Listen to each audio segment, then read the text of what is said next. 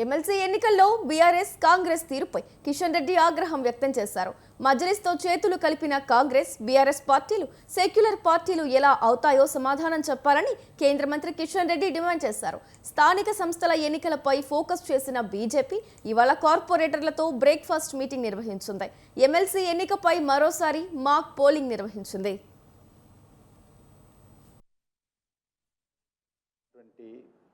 ఎన్నిక ప్రచారానికి ఈరోజు చివరి రోజు. ఈ ఎన్నికల్లో భారతీయ జనతా పార్టీ, మజ్లిస్ పార్టీ రెండు పార్టీలే అభ్యర్థులను నియమించిన విషయము మనకందరికీ తెలుసు. అధికారంలో ఉన్నటువంటి కాంగ్రెస్ పార్టీ కానీ, శాసనసభలో ప్రధాన ప్రతిపక్షంగా ఉన్నటువంటి బీఆర్ఎస్ పార్టీ కానీ, ఈ రెండు పార్టీలు కూడా ఈ శాసన మండలి ఎన్నికల్లో పోటీ చేయకుండా మజ్లిస్ పార్టీకి అండగా నిలబడతా ఉన్నారు. మజ్లిస్ పార్టీకి మేలు చేకూర్చేటువంటి ప్రయత్నం చేస్తూ ఉన్నారు. ఎన్నికైనటువంటి కార్పొరేటర్స్ యొక్క ఓటు హక్కు వినియోగించకుండా బీఆర్ఎస్ పార్టీ తమ సొంత పార్టీ కార్పొరేటర్లను బెదిరించడము, వాళ్ళకు ఓటేసినటువంటి ప్రజల యొక్క ఓటు హక్కు అయితే ప్రజలు ఓటేసి గెలిపించారో వాళ్ళని అవమానం చేసినట్టే. మజ్లిస్ పార్టీని గెలిపించడం కోసమో, మజ్లిస్ పార్టీకి మద్దతు ఇవ్వడం కోసమో హైదరాబాద్ ప్రజలు బీఆర్ఎస్ పార్టీకి ఓటేయలేదు. హైదరాబాద్ ప్రజలు కాంగ్రెస్ ఓటేయలేదు.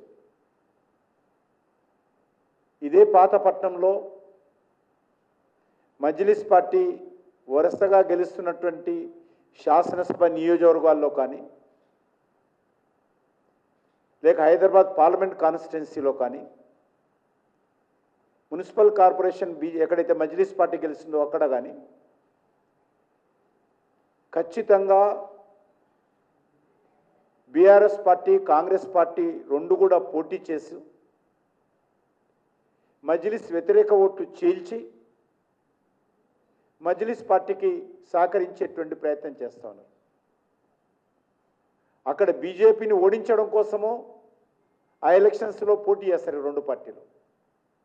ఇక్కడ బీజేపీని ఓడించడం కోసం ఈ ఎలక్షన్స్లో పోటీ చేయకుండా ఉంటున్నారు. ఎమ్మెల్సీ ఎలక్షన్స్లో ఇక్కడనేమో పోటీ చేయరు, అక్కడ పోటీ చేస్తారు. అక్కడ ఓట్లు విభజించేటువంటి ప్రయత్నం చేస్తారు, మజ్లిస్ వ్యతిరేక ఓట్లు. ఇక్కడ మజ్లిస్ పార్టీని గెలిపించడం కోసం పోటీ చేయకుండా ఉంటున్నారు. ఇంత పచ్చిగా మజ్లిస్ పార్టీతో చేయి కలిపి పనిచేస్తున్నటువంటి రెండు పార్టీలు కూడా మరి సెక్యులర్ పార్టీలు ఏ రకంగా అయితే చెప్పాల్సినటువంటి అవసరం ఉంది.